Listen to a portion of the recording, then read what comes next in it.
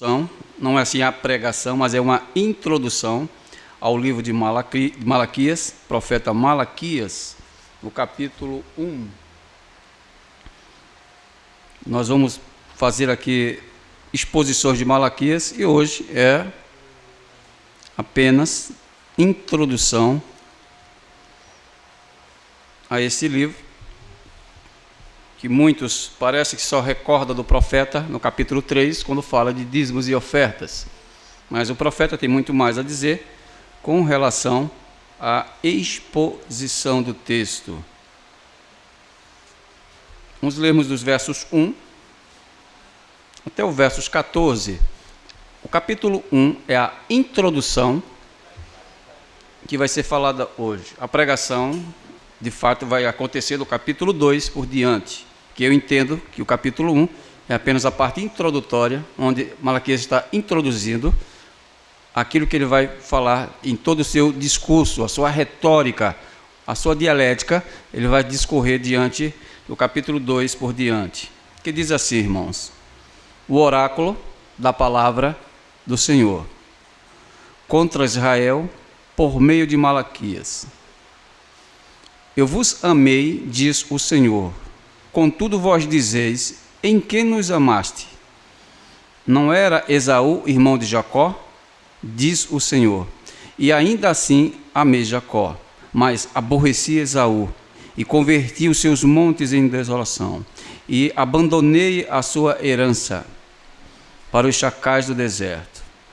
Ainda que Edom dissesse, fomos abatidos, mas voltaremos e edificaremos o que foi arruinado. Assim diz o Senhor dos Exércitos.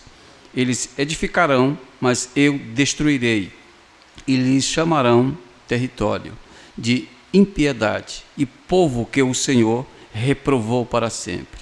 E os vossos olhos o verão e direis, ó Senhor é grande para além dos limites de Israel. O filho honra o pai e o servo o seu senhor. E se, pois, sou eu o pai, onde está a minha honra? E se sou o Senhor, onde está o meu temor? Diz o Senhor dos Exércitos. A vós, ó sacerdotes, que menosprezastes o meu nome, e dizeis, em que desprezamos o teu nome? Ofereceis sobre o meu altar pão imundo, e dizeis, em que desonramos? Em que pensais que a mesa do Senhor é desprezível? E quando ofereceis o animal cego para o sacrifício, não é isso mal? Também quando ofereceis o coxo ou o enfermo, não é isso mal? Apresenta-o, pois, ao teu governador, acaso te agradará de ti? Ou lhe serás aceito? Diz o Senhor dos Exércitos. Agora, pois, eu vos rogo que imploreis a favor de Deus, para que compadeça de nós, pois esse é o vosso ofício, mas sereis agradáveis a Ele, diz o Senhor dos Exércitos. Ó, se houvesse entre vós quem fechasse as portas, para não acendesses o fogo em meu altar, em vão eu não tenho complacência em vós, diz o Senhor dos Exércitos, nem aceitarei oferta de vossa mão, porque desde o nascente até o poente é grande o meu nome entre as nações, e em todo lugar oferece-se ao meu nome incenso e oferta limpa, porque grande é o meu nome entre as nações, diz o Senhor dos Exércitos. E vós o profanais quando dizeis, a mesa do Senhor é imunda, e quando dizeis que era alimento é desprezível. Dissestes mais, o que canseira é isto, e o tratais com desordem, diz o Senhor dos Exércitos. E trazeis o roubado, ou o coxo, ou o enfermo, e assim apresentais oferta. Aceitareis isso da vossa mão, diz o Senhor. Maldito o trapaceiro, o qual, tendo machos em seu rebanho, promete e sacrifica ao Senhor o defeituoso. Porque eu sou o grande rei, diz o Senhor dos Exércitos, Este é o meu nome, que é temível entre as nações. Aqui está a parte introdutória que o profeta Malaquias está dizendo para Israel. Todas as vezes, irmãos, que Deus levantava profetas, era para trazer a correção da sua nação amada, Israel. Todos os profetas foram designados para trazer juízo, correção, admoestação e também felicidade para a nação. Mas a maior parte das profecias aqui é trazendo juízo para Israel. Quando Israel fala mal da igreja e diz que a igreja é infiel, a igreja cristã ela é infiel, eles não têm nenhuma moral, nem moral, questões éticas e nem questões teológicas para dizer que a igreja de Cristo, a igreja do Senhor, ela não pertence a Deus. Porque até hoje Israel diz que eles são de fato o povo de Deus, sempre foram fiéis a Deus. Se existe um povo que andou sempre em desacordo, em desalinho, em infidelidade a Deus, foi o povo de Israel. Quando nós fazemos uma retrospectiva, olhando para trás, observamos que Israel sempre foi uma nação desobediente a Deus. É por isso que os profetas foram levantados. Quando você pega o corpo de profetas menores e o corpo de profetas maiores, que tem essa subdivisão dentro do Antigo Testamento, como Isaías, como Jeremias, Lamentações, aqueles livros de maior peso, que é os profetas maiores, como também aqui Malaquias, que ele é considerado um profeta de expressão pequena, mas todos eles agravaram os pecados de Israel, santos. Então, quando Malaquias dá essa introdução, ele quer dizer que os sacerdotes estavam em pecados, a nação estava em pecado, o culto foi desordenado, foi perdido no meio do povo por causa da transgressão do povo. Então, Malaquias aqui, ele profetizou no período pós-exílio, provavelmente entre os anos aqui 460 a 430, irmãos. Não tem assim uma data fixa, mas provavelmente entre essas datas antes de Cristo. O retorno da Babilônia e durante o domínio do Império Persa. Judá que era uma nação independente. Por quê? Porque era Israel de um lado, que era o reino do sul, e o reino do norte do outro. Então estava tendo essas desconformidades com Deus. Deus não aceita essas coisas, irmãos. Deus não aceita trapaceiros. Deus não aceita subordinados. Deus não aceita infiéis. E Deus não quer que ninguém profane o seu culto. Aí, para não Israel continuar a profanação, aí Deus chama Israel ao juízo. Vai bater nele. Chamamos isso de amor paternal de Deus. Porque Deus está batendo no seu povo. Porque se Deus não bate no povo, porque Deus não o ama. Aí Deus recorda que as batidas que ele dá em Israel é por amor, porque Deus quer ajustá-los dentro daquilo que eles foram chamados. Uma nação insignificante, numericamente falando. É só vocês pegarem o mapa geográfico de Israel, que ele está localizado em um ponto de partida entre todas as nações, parece que ele está mesmo no centro, e é uma nação insignificante, tanto militarmente como a parte quantitativa de pessoas. Um país muito pequeno, santos, mas Deus disse, eu pactuo com eles. Querendo ou não, irmãos, Israel é amado por Deus.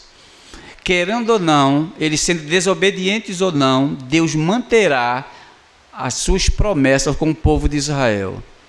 Porque Israel, eleito, também faz parte da igreja de Cristo. Não existe duas igrejas, uma igreja do Antigo Testamento e uma igreja do Novo Testamento. O que é que existe? Uma só igreja. Então aqui ainda era uma manifestação da nação que era chamada nação teocrática, porque Israel ainda vivia dentro dos padrões de Deus. A nação ela não é como o Brasil. O Brasil é democrático. Israel é teocrático, é diferente.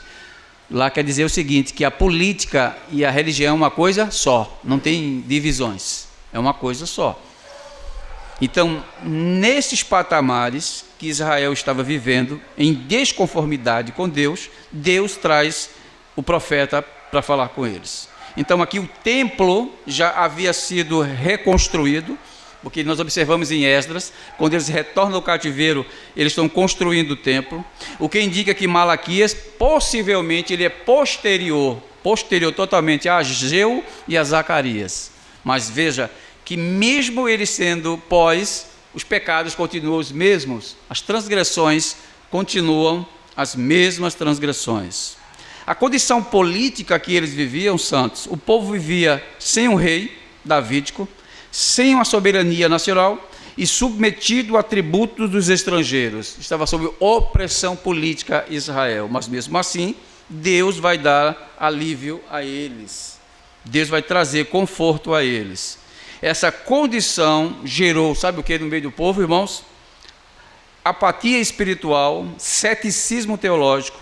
O povo esperava a glória, mas experimentava a parte medíocre deles próprios. E aí Deus não aceita nada menos de 100%. Deus só aceita 100%, irmãos. Crente relaxado, Deus não aceita culto de um povo que é verdadeiro, mas se comporta relaxadamente feito Israel. Aí Deus vai chamar ele à sua responsabilidade. Essa era a condição política que eles estavam vivendo. E a condição espiritual era que a religião formalista estava vazia, irmãos. O povo tinha tudo correto, mas a ortopraxia errada. O povo tinha as alianças, os pactos, as promessas, tudo certo. O culto perfeito, a liturgia perfeita, mas as pessoas vazias. Também Deus não aceita, santos. A igreja pode enganar aos sacerdotes, pode, santos. Mas a igreja não pode enganar a Deus, porque Deus não conhece o externo somente. Deus conhece o interno. E Deus viu, através de Malaquias, olhando para Malaquias, diz: olha, eles são vazios. Isso é um reflexo daquilo que Cristo fala lá na frente. Este povo me honra com os lábios, mas o seu coração está distante de mim. Deus não aceita uma adoração vazia. Então, esta era a condição espiritual que Israel estava vivendo. Então, o maior problema denunciado por Malaquias, santos, não foi a idolatria explícita, mas a corrupção na adoração verdadeira. Deus não pactua com cultos falsos, irmãos. As nações fora de Israel estavam cada um adorando a seu Deus. Aí Deus disse: esses cultos que estão rolando aqui, ó, na parte externa, nenhum deles tem validade para mim, santos. O culto quem determina sou eu. As partes quem determina sou eu. Os cânticos quem determina sou eu. A liturgia em si é minha, parte de mim, Israel. Diga a ele, Malaquias. Os sacerdotes devem fazer o que eu mando, não é o que eles pensam que tem que fazer. O povo não pode adorar a minha pessoa da forma que eles pensam que é a verdade, porque eu sou a verdade, eu determino como essa verdade tem que ser expressa. É por isso que vocês são vazios. Isso é um reflexo para a igreja de hoje, irmãos. Malaquias é um reflexo abrupto para a igreja que se chama-se cristã em pleno século 21, o que tem de mortos vivos dentro da igreja, irmãos, não é brincadeira. Eu não estou falando das falsas igrejas, não. Eu estou falando da verdadeira igreja, porque isso aqui não é uma mensagem para ímpios, isso aqui é uma mensagem para crentes. As falsas igrejas, já está dizendo, elas são falsas eclésias, são falsas comunidades, não tem problema isso com eles, mas essa mensagem aqui é para crentes. Não pode ser tratada uma mensagem dessa para pessoas que estão fora da aliança de Deus. Eles já estão fora. Então essa é uma mensagem que Malaquias traz para Israel, que é um puro reflexo para a igreja contemporânea de hoje. Sacrifícios defeituosos, ele vai mostrar, sacerdotes negligentes e culto tecnicamente correto, porém espiritualmente desprezível, santos. Quando ele fala da questão de sacrifícios defeituosos, ele está reportando o culto do Antigo Testamento, santos. Por quê? O culto do Antigo Testamento é diferente do culto do Novo Testamento. O que é que muda, irmãos? Os elementos, a essência não. A substância do culto é a mesma, a essência do culto é a mesma, não muda. Então nós temos aqui os sacrifícios da matança de animais, era uma coisa tão séria levada a cabo para Israel com Deus, que eu não poderia levar um animal coxo, eu não poderia levar um animal cego, um animal com defeito, porque isso era uma falta de respeito e de temor com relação a Deus. Deus não aceita um animal fora do padrão. O que é que eles estavam fazendo? Eles estavam sacrificando animais defeituosos. Não pode, santos. Deus diz, o culto é perfeito. Os elementos do culto é perfeito. Tudo no culto é perfeito. Por quê? Porque a santidade de Deus ela é perfeita. Então, se Deus é perfeito, a igreja tem que ser perfeita nos seus sacrifícios. Nós somos pecadores, não somos perfeitos, mas as ofertas têm que ser perfeitas, santos. Não interessa. Não interessa. E o povo estava levando sacrifícios errados. Caim e Abel, quando ofereceu os seus sacrifícios, tem duas partes, a parte interna e a parte externa. Abel tinha um coração bom e oferece o melhor dele para Deus. Levou o gado dele e ofereceu ao Senhor. Deus aceitou a oferta de Abel. Mas a oferta de Caim era boa, santo, também. Externamente ela era boa. O que era mal era ele. Então, o ofertante e a oferta têm que estarem alinhados. Por quê? Porque não é apenas levar a oferta, mas eu sou a coisa principal, eu sou o ofertante. O ofertante não pode estar em pecados. Aí vocês entendem porque a nossa liturgia faz isso, santos? Tem uma parte que chama-se confissão de pecados. É porque nós somos defeituosos. Nós temos que entrar na presença de Deus confessando os nossos pecados, porque somos imundos. As nossas pecaminosidades têm que ser deixadas. O culto é lugar para isso. Para quando chegar na hora do culto, nós estejamos com a consciência limpa, a consciência sã, uma consciência perfeita diante de Deus. Então, esses pontos que Malaquias traz aqui, isso é apenas a parte introdutória, ele está falando que os sacrifícios têm que serem perfeitos. Aí ele agora entra, sacerdotes negligentes. Não pode, queridos, não pode. O sacerdote, no Antigo Testamento, ele tinha o mesmo peso do Novo Testamento, dos presbíteros e dos apóstolos. Eram representantes, eles eram mediadores. Em que sentido? Da aliança.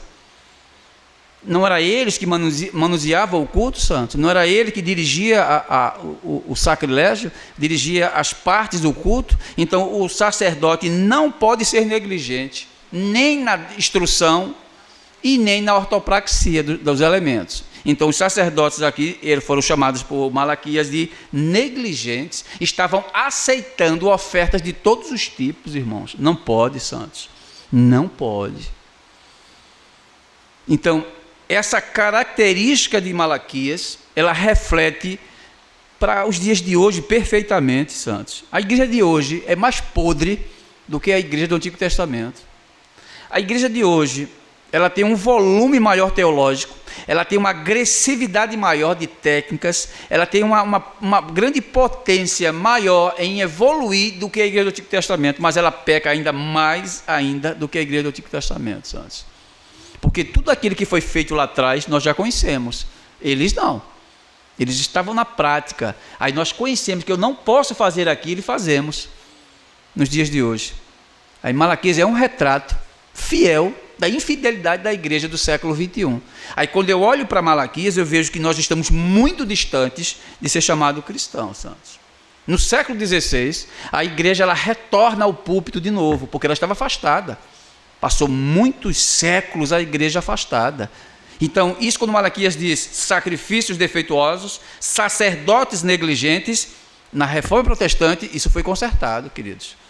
Foi consertado porque os reformadores trouxeram de que os sacrifícios têm que ser perfeitos e que os sacerdotes, que eram os presbíteros, os líderes, são altamente não negligentes, mas perfeitos na sua liturgia, perfeitos na instrução, perfeitos na pregação, perfeito na parte pastoral. Então eles fizeram uma coisa perfeita, Mas hoje a coisa está altamente fora do padrão. Eu estou falando de igrejas reformadas. Eu não estou falando de neopentecostalismo, de pentecostalismo, não. Eu estou falando de igrejas reformadas. O cara chega assim a dizer: eu estou procurando uma igreja reformada e não encontro uma igreja fiel. Mas não tem tantas por aí? Tem. Mas vai para tu ver. Visita aqui a igreja, eu vou falar porque aqui não é apenas uma pregação interna, isso aqui está alcançando as redes sociais, e é uma verdade. Procura igrejas presbiterianas hoje, para você ver a coisa. Eu estou falando do meu povo. Visita ali Piedade, para tu ver, igreja presbiteriana que parece uma igreja pentecostal. Igreja presbiteriana de Candeias. Parece uma igreja pentecostal, onde mulheres pregam, pessoas desautorizadas, um culto desordenado. Assim funciona. Então isso não é apenas uma coisa do passado, mas é uma coisa do presente, onde a igreja, irmãos, tinha tudo hoje para ser uma potencialidade de uma igreja bíblica e fiel, e hoje é uma coisa bem reduzida. Então o que é que Malaquias está trazendo aqui? Malaquias está trazendo que eles estão em pecados por defeituosos dos sacrifícios, sacerdotes altamente negligentes e o culto tecnicamente correto, porém espiritualmente desprezível. Como e quando isso é verdade do culto, irmãos? Quando eu não dou valor ao culto. A igreja, quando ela não dá valor ao culto, santos, ela é chamada de desprezível. O Senhor diz, são desprezíveis, porque vocês não estão entendendo ou não querem entender o ponto de partida do que é culto. Quando um indivíduo está doente, irmãos, quando eu estou a trabalho, quando eu estou viajando, isso é compreensível que o indivíduo não esteja no culto. É compreensível. Eu estou doente, estou a trabalho, impossibilitado, viajando, impossibilitado de estar no culto, é compreensível. Mas mesmo assim ainda é pecado, viu, santos? Entenda, viu? É pecado, viu? Mas é compreensível. E Deus está vendo isso. Mas fora dessas esferas, o que acontece? Quando o profeta diz que o culto tecnicamente é correto, que está aqui nos versos 1 ao 5, mas porém, espiritualmente é desprezível, é quando eu desprezo o culto. Desprezo o culto. Quando eu não dou valor ao culto. O culto, irmãos, é o ato de comunhão entre a criatura e o seu Criador. É um ato de agradecimento da criatura para com o Criador. O culto não é de Deus para com a criatura, não, viu? O culto é da criatura para com Deus. O culto não é para o pecador, como nós vemos em muitas igrejas aqui. O culto de domingo é um culto para o pecador. O culto não é para o pecador. O culto é para a igreja, para os santos, para os eleitos de Deus. Esse é o culto. É um privilégio estar no culto, irmãos. Pense numa coisa mais divertida. Quando você está com aquela coisa animada, uma coisa saudável, uma coisa amorosa, que você faz com prazer, é o culto. Eu não posso estar num culto triste, eu não posso estar num culto perturbado, eu não posso estar num culto insatisfeito, porque o culto é a expressão máxima da igreja, santos. Tanto faz para mim estar aqui em cima, como estar embaixo. Como na semana passada eu estava embaixo, me deleitando com a pregação do presbítero Jailson. Maravilhosamente. Se deleita. Quando acabou, eu fui falar com ele. Deleitei, porque o culto é uma expressão de adoração a Deus. Então eu não posso estar no culto dizendo assim: eu só estou no culto porque é uma programação da igreja, eu sou crente, eu estou ali por causa de uma programação. Isso aqui não é parque de diversão. Isso é uma visão altamente antropocêntrica. É humana isso, irmão. Isso é humano, mas a igreja, ela não pode submeter a isso, santos. O primeiro ponto, ele diz assim, irmãos: o peso da palavra de Deus, o versos 1. É a sentença pronunciada pelo Senhor contra Israel e por intermédio de Malaquias. O versos 1, ele diz assim, uma coisa bem simples: o oráculo da palavra do Senhor contra Israel. Por meio de quem? De Malaquias. O oráculo é aquele que traz a revelação. A revelação foi dada a Malaquias. Tá? Então, essa palavra que ele vai usar aqui, que ele diz que a palavra massá significa oráculo, pesado, ele vai dizer, um fardo profético. Não é aqui uma mensagem leve e nem uma mensagem de motivação. Não está dizendo isso aqui, Santos. A pregação expositiva, qual é o benefício que ela traz? Ele lê, ele explica e ele aplica, irmãos. Veja, ele lê o texto, ele explica o texto e ele aplica o texto, Santos. Então, aqui quer dizer que não é uma mensagem de motivação para a igreja. Não, motivação não tem nada a ver. A mensagem aqui é altamente de juízo para o povo, porque o povo estava em pecado de Israel. Então Deus não estava trazendo motivação para que eles voltassem a fazer o culto perfeito. Não, eu não preciso motivá-los. Por quê, irmãos?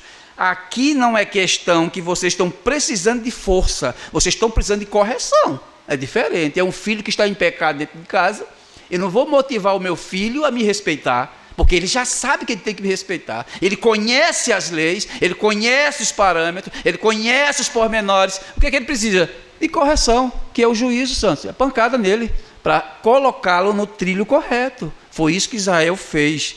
Aí Deus bate Israel para trazer dele. Eu não vou te motivar, não. Eu vou bater em você, para que você desperte do que você está fazendo comigo. É inadmissível que vocês me tratem dessa forma. Eu sou o Deus Criador, manifestador, salvador de vocês. Eu criei todas as vidas cósmicas. Eu sou o pai de todas as gerações e vocês me tratam como um lixo. E eu não vou deixar que vocês façam isso comigo. Aí o que é que Deus faz, irmão? Olhando para a história, Deus começa a matar, punir o povo dele. Deus mata com prazer, irmão. Se tem um ser que gosta de matar, é Deus. Ele ama fazer isso, irmãos. Mas também ele é o Pai da misericórdia. Quando ele para abençoar, é uma coisa longínqua, muito grande e extensa. Mas Deus, ele disse, é juízo divino. Chamamos isso de ira paternal de Deus. O problema não está fora de Israel, mas está dentro da comunidade religiosa. O problema não é fora da igreja, o problema se concentra dentro de Israel, queridos. O problema estava dentro dele. Deus fala ao seu próprio povo, não aos pagãos. Não, pagãos não, eu estou falando para o meu povo. O maior perigo espiritual não é o ataque do mundo, mas é a corrupção do culto dentro da minha casa. Não permito isso. E vocês podem ver os reflexos do que isso acontece. O povo, quando estava em desobediência, Deus batia nele. Os 2 filhos de Eli pegaram incenso, foram queimar o fogo. Fogo estranho. Era um fogo normal, irmãos. Não é que ele pegou um fogo diferente daquilo que era da realidade. Eles estavam em desordem, não estavam no local certo, na hora certa, estavam com a mente altamente apropriada para fazer outras coisas com aquilo que era correto. Eles estavam no lugar correto, pegando os elementos corretos, mas com a forma errada. Aí Deus fez o que com eles? Vou puni-los, esses 2. Eles estão errados.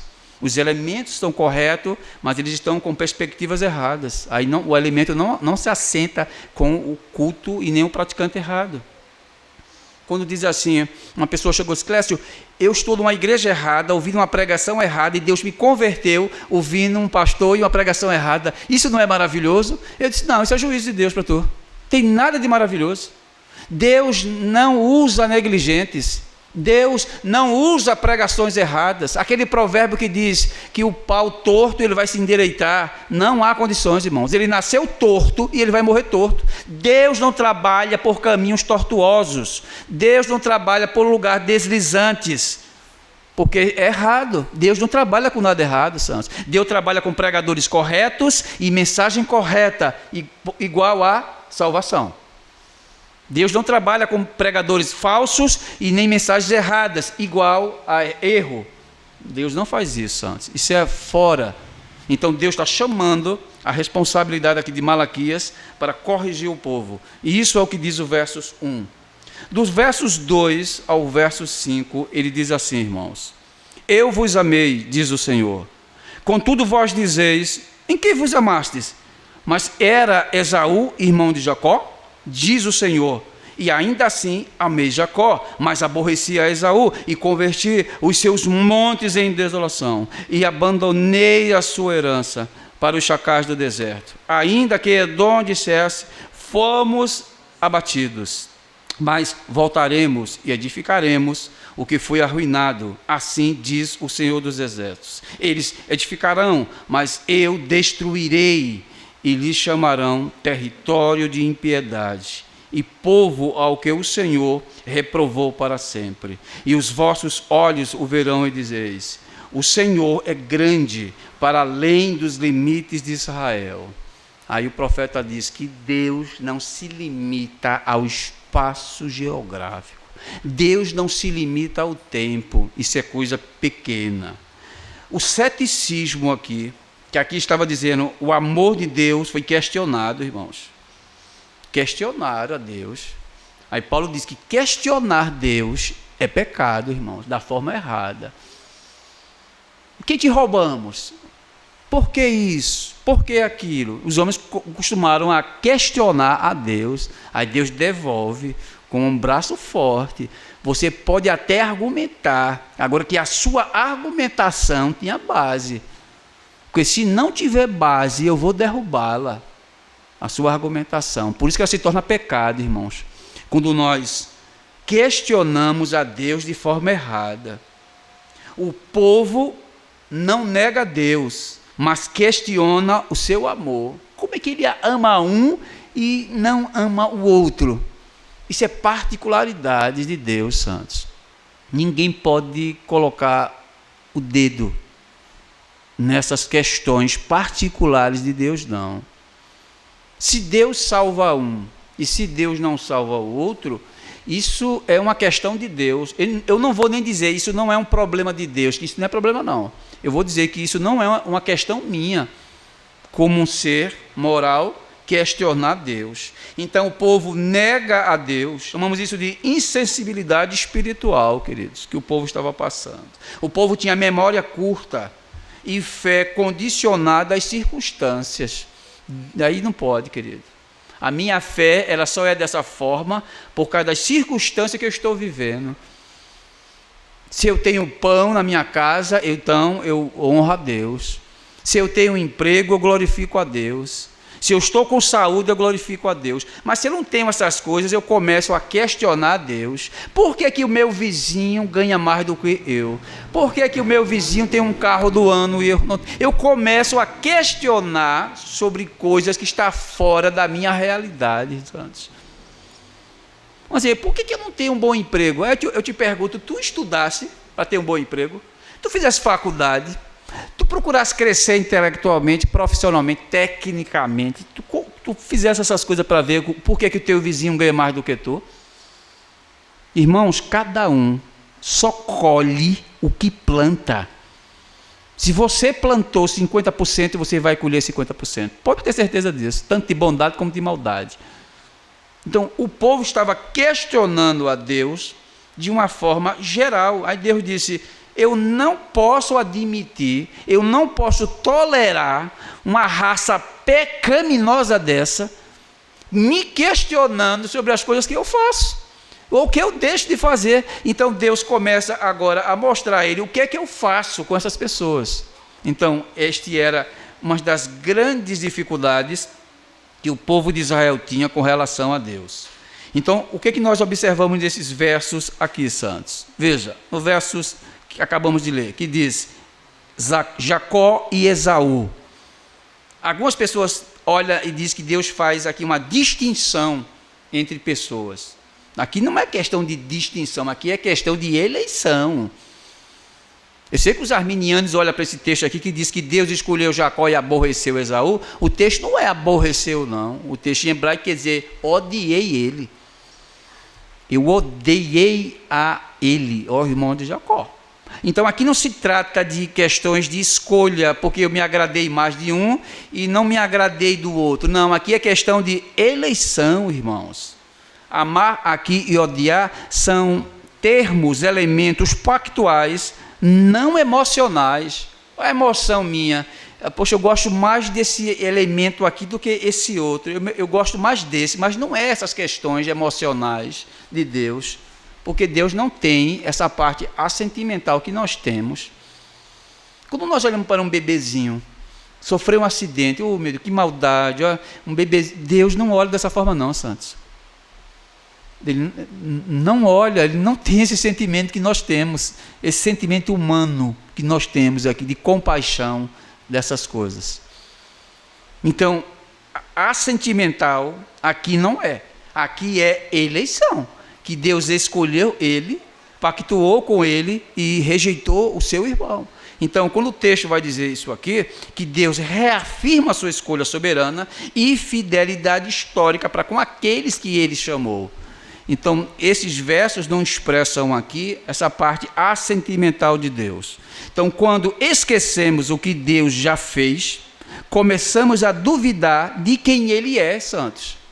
Observa, o povo sai da terra do Egito, Deus arranca Israel com mão de ferro das mãos de Faraó. Se você observar quem era Faraó na época, era como se fosse hoje Trump, como se fosse Alexandre o Grande, como se fosse Napoleão Bonaparte, imperadores de alto nível, que não tinham condições de um homem chegar lá e arrancar das mãos desses homens quem ele queria.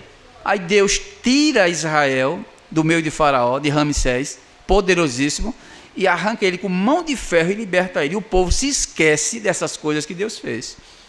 Você observa, quando o povo sai da terra do Egito, o povo atravessa o Mar Vermelho, que é outra ação terrível que Deus fez contra Faraó.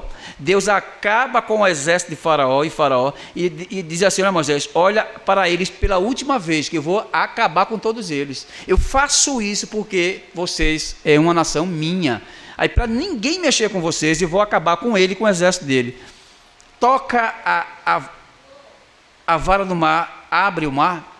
Aí, o texto diz em hebraico, irmão, que os ventos sopraram violentamente das quatro partes, norte, sul, leste e oeste. O vento abriu o mar, como se fossem as narinas de Deus abrindo o mar, e esse mar engole o povo. Diz: pronto, Moisés, agora o pacote está completo.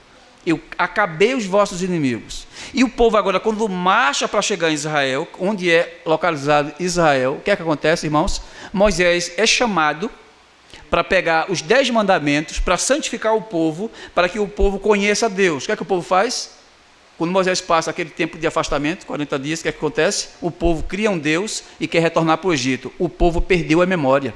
O povo esqueceu do que Deus fez. O povo não estava mais lembrado do que Deus fez. Aí Malaquias quer dizer aqui: o povo está sem memória, não conhece quem é Deus, pegou em bomba com Deus. Ele está pensando que Deus é o quê? É um parceiro? É um ser humano? Ele está pensando que ele é isso? Perdeu a memória. Deus vai massacrá-los. Deus vai trazer juízo sobre vocês. Vocês não podem estar brincando com ele dessa forma. Da mesma forma que ele faz isso com os inimigos de Israel, ele vai fazer com vocês. Todas as vezes que Israel pecava, irmão, Deus pegava um rei e trazia para massacrar Israel. Todas as vezes era isso. E o povo não tinha memória. Aí Malaquias traz isso aqui, nos versos 2 a 5. O povo estava sem memória. O povo estava duvidando de Deus pelaquilo que ele fez. Não pode, irmãos. Nós temos que nos lembrarmos todos os dias quem Deus é. Nós temos que nos lembrarmos o que Deus é e quem ele é. O que é que Deus é e quem ele é. O que é que ele pode fazer, o que é que ele não pode fazer. A igreja tem que ter essa mentalidade. Tem que ter essa mentalidade com ele. Aí nós não temos, achamos que Deus mudou. Então Deus não mudou, Deus continua o mesmo, irmão. Deus continua o mesmo. Dos versos 6 ao verso 9, é o desprezo ao nome do Senhor. Não podemos desprezar o nome da santidade de Deus.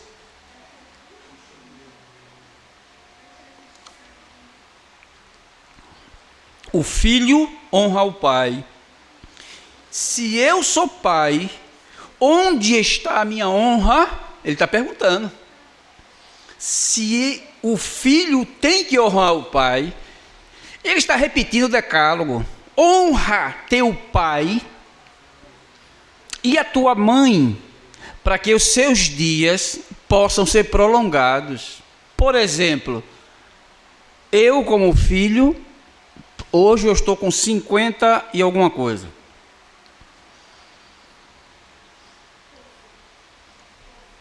Se eu estivesse desonrado os meus pais, quando eles estivessem precisando da minha máxima, esses dias poderiam ser encurtados. Como é que um filho desonra o pai? O pai cria o filho numa ética, caso somos nós cristãos, criamos nossos filhos numa ética cristã. Aí nosso desejo é que esses filhos continuem honrando a mim. Quando é que um filho honra o pai? Quando o filho honra a Deus, irmãos. Quando o filho honra a Deus, ele está honrando ao pai. Quando o filho desonra a Deus, ele está desonrando ao pai. Aí o que é que Deus faz? Quando o filho está em desonra, ele encurta o tempo dele na terra. Diminui, irmãos. Aí Deus não está preocupado com o pai. Deus está preocupado com a honra dele. De quem? De Deus. A glória dele está sendo manchada pelo filho da aliança. Aí muitas das vezes Deus mata o filho para que a glória dele seja manifesta naquela criatura que está sendo exterminada. Porque Deus está matando ela, porque ele é desobediente a mim e, claro, ao pai, aos pais. Aí, para não haver a quebra desse ciclo, que o mandamento é a lei moral de Deus, ela não pode ser quebrada, o que é que acontece? Ele quebra o indivíduo. Não é por isso que ele disse: honra teu pai e a tua mãe, para que eu possa esticar os teus dias na terra. É o prazer, Deus tem prazer de fazer isso, irmãos. Deus não tem um prazer de matar um filho da aliança não, viu? Mas a justiça requer, não sendo os atributos de Deus, da justiça, isso acontece. Quando o filho está em pecados, ele vai ter que pagar o preço, aí Deus faz com que esse preço seja pago. Aí por isso que o profeta está dizendo aqui: o filho honra o pai. Aí ele diz: e se eu sou pai, onde está a minha honra? Que eles não estão me honrando. Estão quebrando a minha aliança, o meu culto está sendo desprezado, as minhas leis estão sendo escarnecidas. E como é que essas pessoas estão me honrando? Como é que eles me amam? As pessoas dizem assim: você ama Jesus? Todo mundo diz isso. Eu amo a Jesus. I love Jesus. Olha, eu amo ao Senhor. Não, você não ama não, santos. O amor, ele é correspondido por dois princípios. Um é assentimental, que é a oratória. Quando eu digo assim para minha esposa: Neide, eu te amo. Isso é bom, porque ela está ouvindo. Mas não é somente isso. Além de eu dizer isso, eu tenho que provar para ela que eu a amo. Dizer assim: eu não me envolvo com outras mulheres. Olha, esse ato de eu não me envolver com outras mulheres, eu estou amando a minha esposa. Ela da mesma forma. Quando ela não se envolve com homem nenhum na rua, ela está dizendo assim: ó, eu tenho um homem na minha casa, eu tenho um marido, eu sou dele. Ela está honrando. Os filhos a mesma coisa. Então observa, isso faltou Israel. Isso faltou Israel, que diz: o pecado central de desprezo, Deus acusa principalmente os sacerdotes, líderes do culto, irmãos, que eles perguntam: em que desprezamos o teu nome? Eles têm a audácia de dizer assim ainda: em que desprezamos? Aí lá no capítulo 3 ele vai dizer: em que te roubamos? Não é assim? Capítulo 3, que é o texto mais conhecido de Malaquias. Em que te roubamos, Senhor? Aí Deus diz: nos dízimos e nas ofertas. Aqui é o capítulo 1, ele vai dizer: vou te dizer que vocês estão me devendo. Vocês estão me devendo muito em desprezo ao nome meu que é sacro. Dentro do Novo Testamento estudamos uma disciplina chamada de nomina sacra. Os nomes sacros de Deus. Ou seja, quando os autores colocaram aqueles nomes ali para ser reconhecido como nomina sacra, não é somente para identificar não, santos. É para identificar e fazer. Os judeus têm uma técnica que eles usam para fazer a cópia do original. Ele tem o Antigo Testamento, eles vão pegar para fazer uma cópia. Eles têm várias técnicas para escrever. Tem 2 tinteiros e duas penas para escreverem. Quando é para escrever a literatura normal, os nomes normais de pessoas, de países, de lugares e alguma ação que aconteceu, é com uma pena. Mas quando vai colocar o nome de Deus, irmãos, eles pegam uma pena especial naquela época, com uma tinta especial e grava o nome de Deus na tela. Aí quando quer escrever normal, ele pega outra pena e começa a escrever tudo de novo. Mas veja a importância do nome de Deus para eles. E se eles errarem a escrita, ele não amassa a folha e joga fora. Não, eles não fazem isso. Ele pega a folha, joga dentro de um recipiente com água, para que o nome de Yahvé ele possa se dissolver na água. Porque eles acham e tinham certeza que o nome de Deus não pode ser profanado, não pode ser destruído. Então isso é uma forma externa de honrar a Deus. E eles honravam a Deus. Mas como Jesus chega no primeiro século, o que é que acontece? Jesus olha para dentro deles, que eles estão fazendo um culto desordenado, o culto, liturgia correta, mas os elementos errados, que eram eles. Estavam adorando a Deus de forma errada. É o que nós vemos hoje na sociedade. A maior parte das igrejas. Cultos desordenados e achando que estão adorando a Deus. É melhor estar no mundo, santos. É melhor estar no mundo. Porque Deus está sendo profanado por cristãos contemporâneos que estão usando o nome de Deus em vão. O nome de Deus é algo de mais sacro, tirando a Escritura, que ela vem em segundo. O nome de Deus é a coisa mais sacra que tem dentro do corpo da igreja. Então esse nome não pode ser profanado, esse nome não pode ser dito na rua. Eu levei uma topada, aí diz o nome de Deus. Isso é profanação, irmãos. O nome de Deus não foi feito para isso, não. Então nós entendemos que o desprezo de Israel aqui era altamente em desonrar esse nome. E essa pergunta revela o quê? Uma cegueira espiritual. Em que desprezamos o teu nome? Estava dizendo que eles eram cegos espiritualmente com relação a Deus. Irmãos, Deus não está preocupado, não quer saber se tu tem conhecimento da coisa, não. Ele vai te punir, santos. Porque o conhecimento de Deus tem que ser algo que tem que estar na mente do servo dele. Cresçamos e prossigamos em conhecer ao Senhor, mandamento dele. Antes de tudo, crescer em graça e em conhecimento. Tudo isso tem que ter na mente do crente. Se tem crente que é ignorante, que é o afastamento do conhecimento, ele tem que chegar junto ao conhecimento. Agora entendemos que tem cristãos, irmãos, que têm dificuldade de aprender. Então, os irmãos que têm um pouquinho de dificuldade de aprender, então a gente ensina ele daquela forma que ele precisa. Mas todos eles, o que tem maior intelecto e o menor intelecto, eles têm que conhecer a Deus, para não pecar contra Deus, santos. Então, eles tinham aqui uma cegueira espiritual. Outro ponto, sacrifícios profanos. Ele diz, ofereceis pão imundo, animais cegos, coxos e doentes. Eu não aceito um culto profanado desse. E hoje, irmãos, o que é um culto profanado hoje?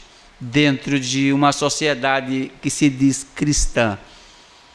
O que é que nós podemos entender com essas referências que o sacrifício era para ser trazidos hoje? O que é que nós podemos compreender hoje como uma coisa defeituosa?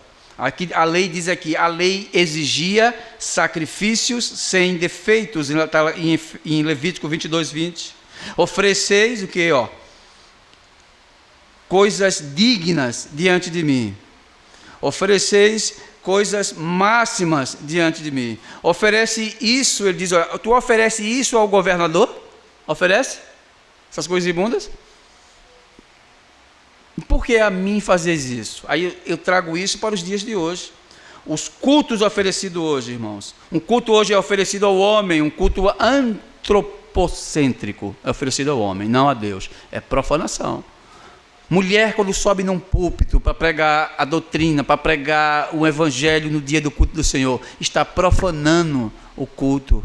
Quando a pregação ela é exposta de uma forma errada, é profanação no culto.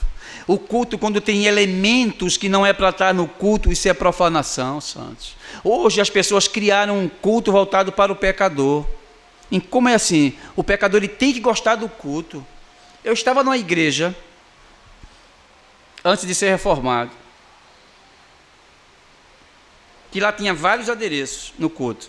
Chegou uma senhora com um filho e disse: eu não vou ficar aqui porque aqui não tem bateria para o meu filho tocar. Ela veio dizer isso.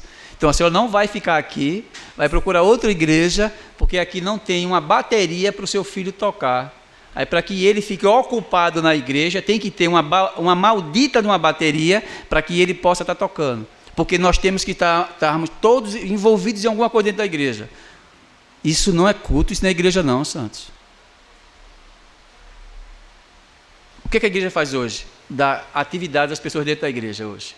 Hoje tu vai cantar no coral, tu vai cantar no quinteto, no quarteto, tu vai cantar no juvenil, tu tem aqui eletrônico, tem baixo, guitarra, bateria, tem vocal, tem quinteto, tem aquelas moças que ficam no meio do salão fazendo coreografia, todo mundo está ocupado na igreja.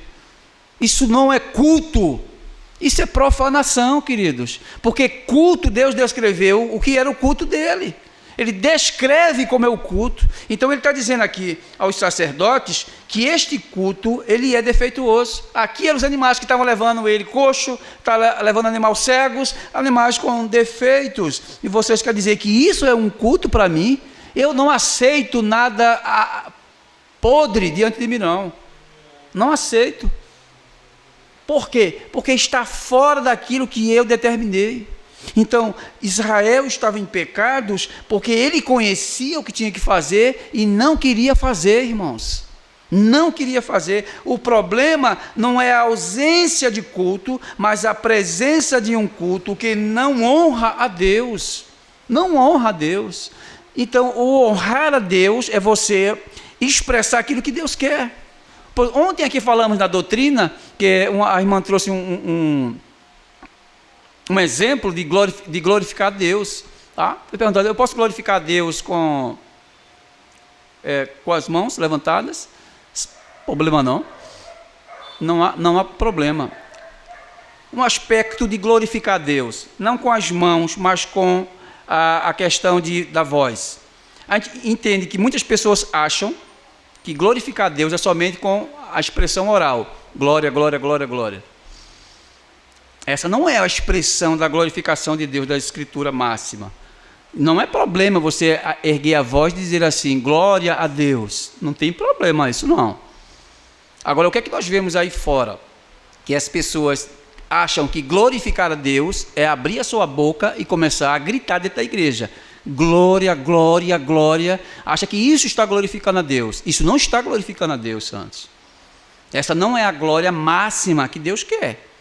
Não é que uma dona de casa está lavando os pratos, ela começa a glorificar a Deus assim, falando com a própria voz dela, glória a Deus pelo esse hino, glória a Deus. Não, isso não tem problema, santos.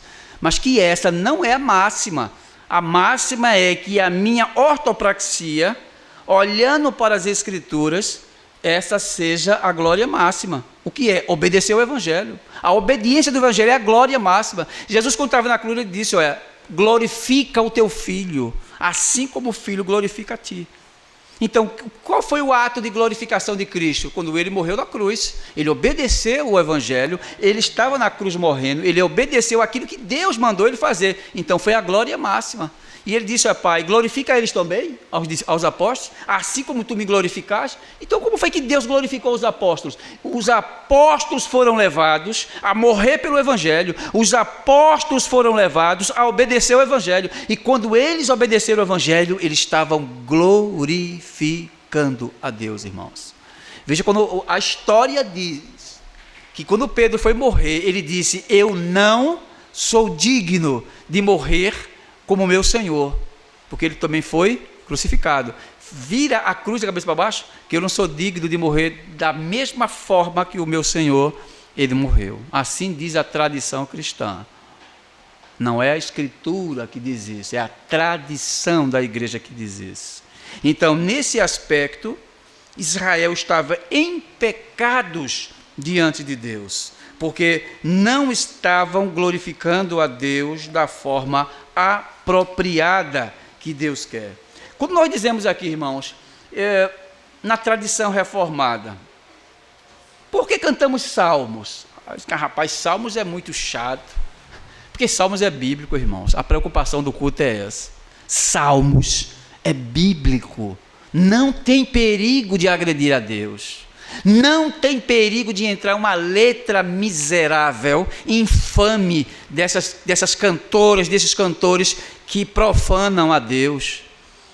O que mais escutamos hoje nas rádios evangélicas, esses cantores gospel, as letras ofendem o caráter de Deus, as letras ofendem a santidade de Deus, e eles acham que estão glorificando a Deus, e a igreja fica cantando com eles, com as mãos erguidas, cantando essas heresias, achando que está glorificando a Deus. Aí os salmos, quando nós cantamos os salmos, é para glorificar a Deus. Agora, Paulo orienta em Efésios, se não me engano, 5,19, 4,19, cantai salmos e hinos espirituais. É salmos e hinos. Agora, esses hinos têm que estar embaçados, teocentricamente dentro das Escrituras, para ser cantados. Aí nós temos o cuidado de cantar os hinos altamente teocêntricos, para não ofender a santidade de Deus. Então, isso é o que?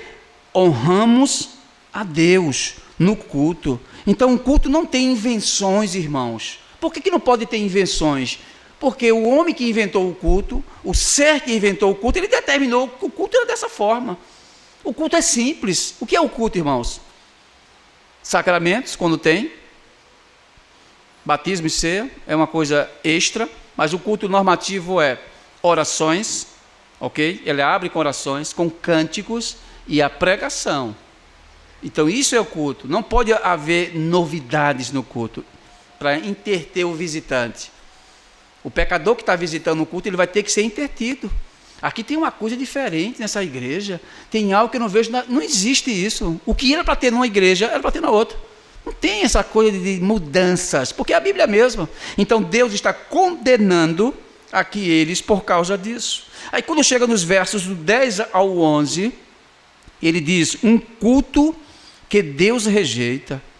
Quem dera que houvesse entre vós alguém que fechasse as portas do templo, aqui no versos 10 ele diz. Quem dera houvesse entre vós alguém que fechasse as portas do templo. É uma declaração chocante. Deus prefere nenhum culto a um sistema hipócrita.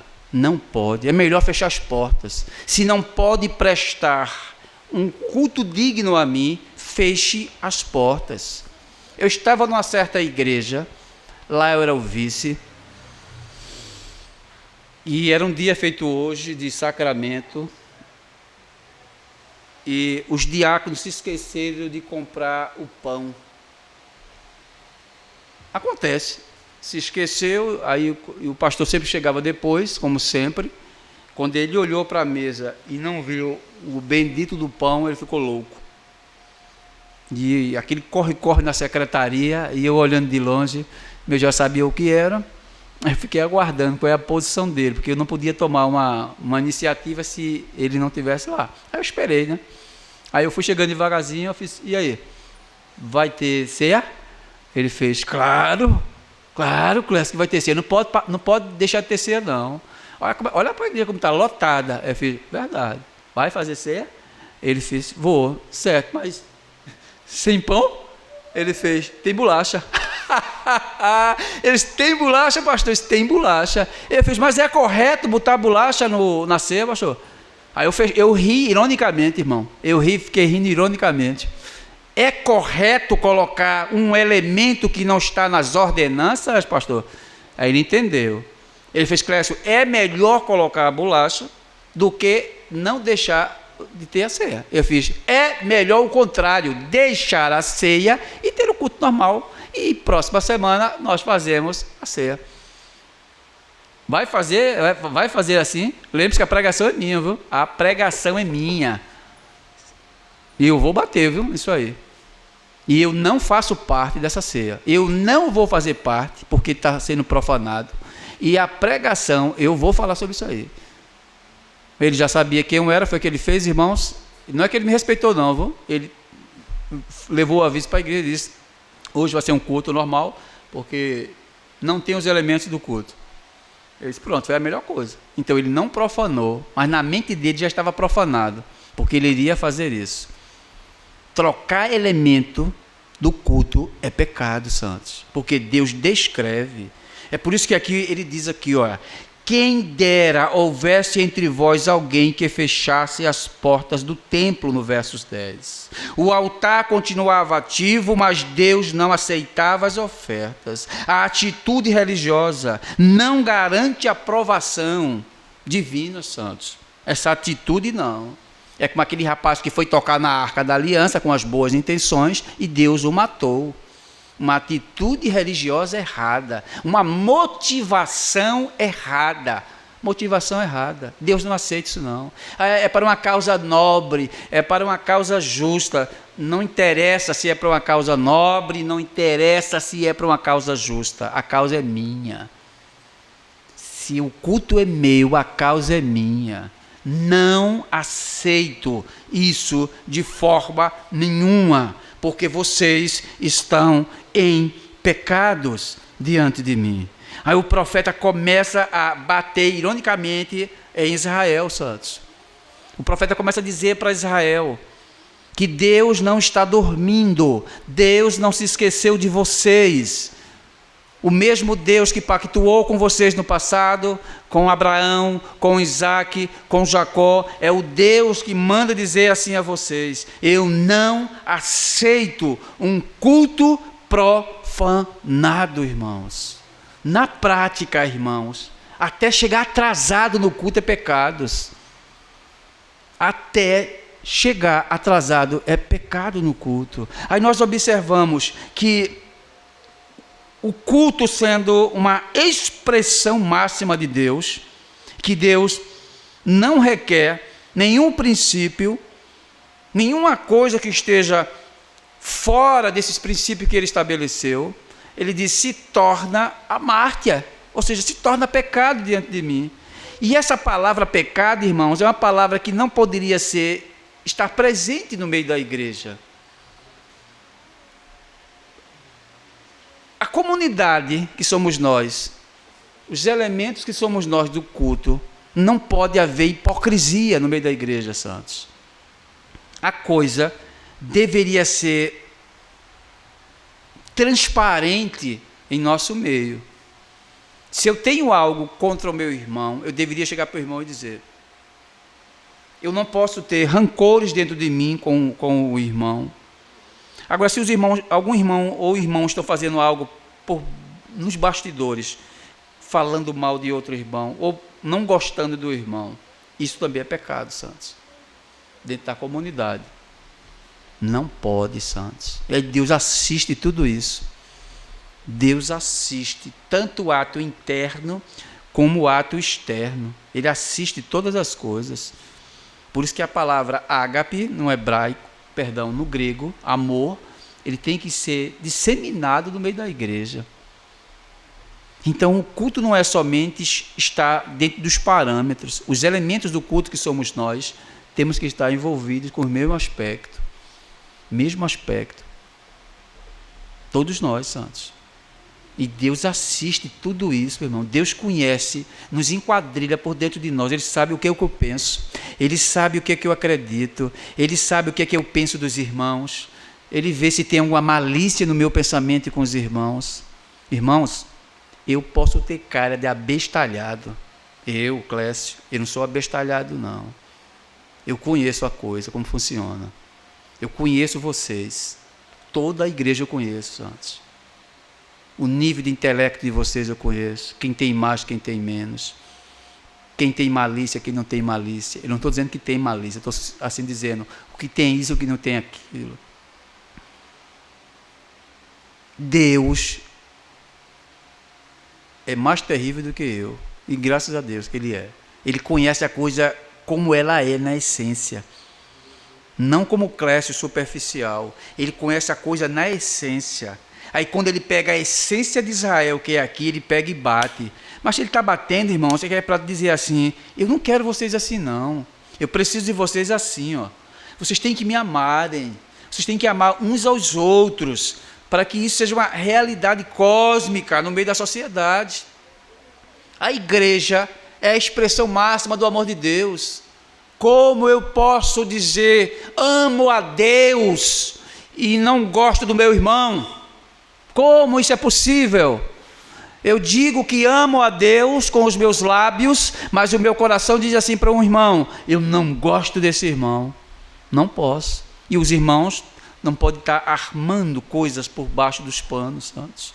Não pode. Sabe? Aí Deus está mostrando aqui para Israel que isso faz parte de todo o culto, que Israel estava envolvido.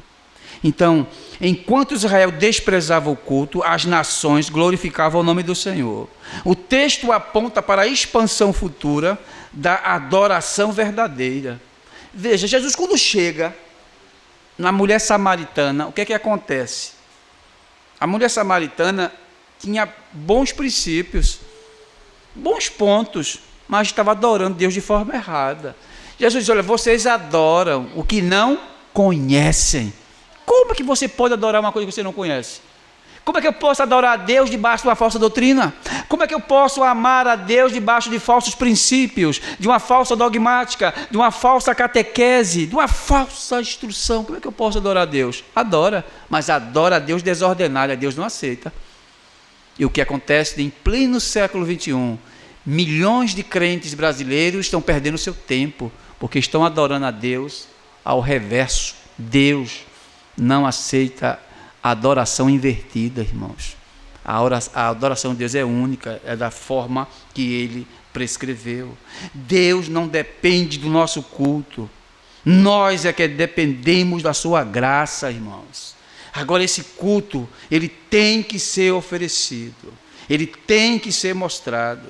Os versos 12 ao 13, que diz a canseira, no verso 13, a fadiga espiritual, o culto tornou-se o quê? Um peso, uma rotina e uma obrigação, irmãos.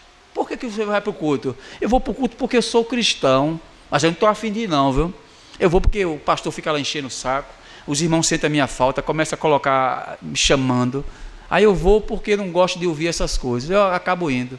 Mas ele está vindo para a igreja como se fosse uma programação. Não venha para a igreja como programação. Aqui não é cinema, aqui não é setor de camping para ter programação.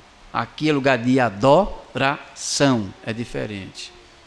Eu vou para a igreja porque os meus pais são crentes. Eu vou para a igreja porque o meu marido é crente. Eu vou para a igreja porque a minha esposa é crente, eu vou fazer companhia a ela. Eu digo lá que sou crente também. Está perdendo seu tempo, queridos. Tá.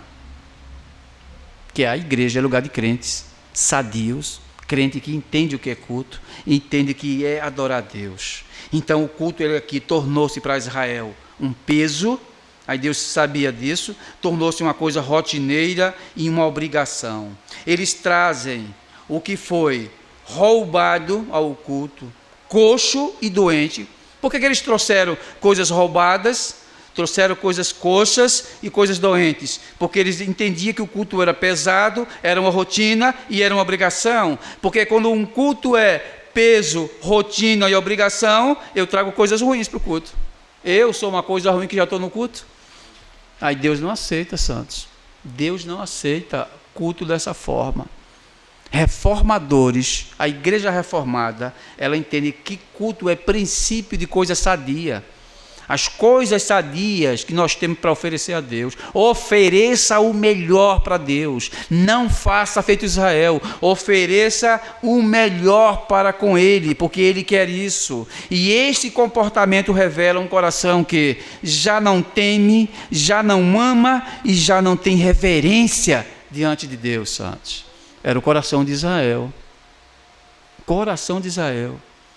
Aí eu larguei tarde, num domingo, que eu trabalhava os domingos, meu Deus, eu pequei tanto contra Deus trabalhando nos domingos, e não era porque eu queria, eu era obrigado, mas mesmo assim eu estava em pecados. Aí eu passei de frente a uma igreja, o culto estava rolando lá dentro, e na porta da igreja, na entrada da igreja, que não é dentro, cheio de crentes ali conversando, encostado e batendo papo. Eu digo, essas pessoas entendem o que é culto, meu Deus.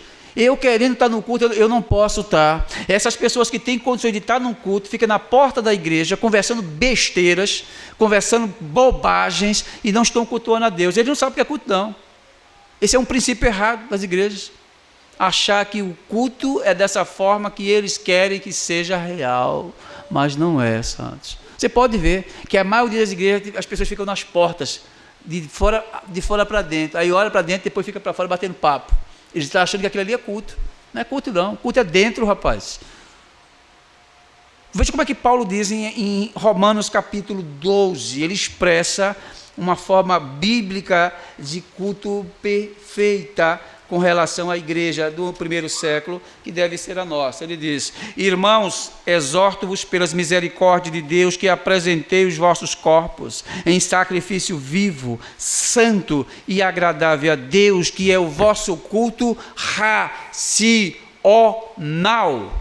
o culto da razão, um culto onde o pregador fala, o membro entende. O culto da razão, o culto que Paulo fala é um culto altamente diferenciado disso que nós estamos vendo hoje. Pessoas não sabem nem o que é culto. As pessoas acham que culto é segunda, terça, quarta, quinta, sexta, sábado. Todos os dias tem culto. Isso não é culto, irmãos. O culto é determinado por Deus. Um dia na semana, esse povo se encontrará comigo para cultuar. Isso é culto, queridos. Aí nós entendemos que esse dia é o domingo, que é o nosso Shabat. Então isto é um culto, porque Deus descreve o dia, Deus descreve os elementos, Deus descreve a liturgia para nós. Então Deus estava dizendo aqui para o profeta: diga isso a eles, eles estão em pecados porque eles não temem a mim, eles não querem respeitar aquilo que eu prescrevi, é por isso que eles estão dessa forma, eles já não temem mais a mim, eles não me amam mais. Porque a expressão do amor não é apenas dizer que eles me amam, mas é obedecer aquilo que eu prescrevi para eles. Isso é amor. Jesus, em João capítulo 8, versos 30, ele diz, 31, ele vai dizer: os que me amam guardam os meus mandamentos, e verdadeiramente sereis meus discípulos, se fizerdes o que eu vos mando. Se vocês não me obedecem, não é igreja. Se vocês estão fora da minha catequese, vocês não são igreja. Se vocês estão vivendo um evangelho fora daquele, como o apóstolo Paulo disse, vocês são anátemas. É a igreja contemporânea. Então nós observamos, o que Malaquias prescreve no capítulo 1 é juízo de Deus.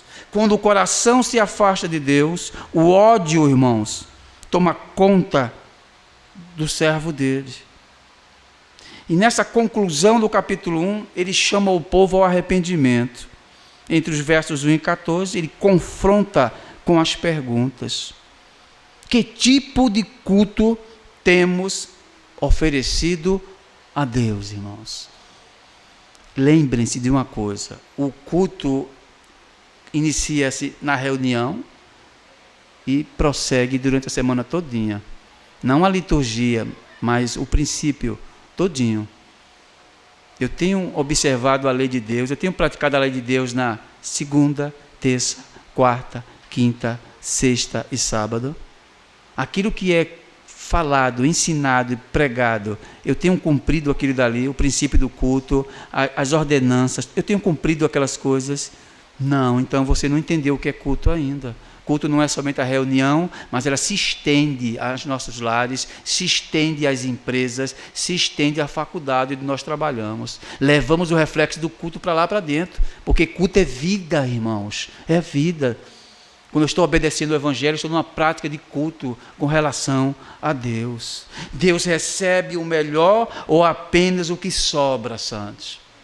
Deus não quer sobras, Deus quer o melhor para todos nós. Ele quer o melhor para Ele. Eu não posso dar a sobra. Sobrou esse tempinho aqui, eu acho que eu vou adorar a Deus. Não é sobrou o tempinho. Você tem que reservar um tempo para Deus. Tem que reservar um tempo para lermos, tempo para conversar com Deus, um tempo para se reunir com os irmãos, um tempo para participar de doutrina. Veja que há tempos determinados para todas as coisas. eu tenho tempo para estar em shopping, eu tenho tempo para estar me divertindo na sociedade, eu tenho tempo para estar no Instagram, eu tenho tempo para estar no Facebook, eu tenho tempo para estar no WhatsApp, eu tenho tempo para estar na faculdade, eu tenho tempo para estar na universidade, mas eu não tenho tempo para Deus, que é o principal, irmãos.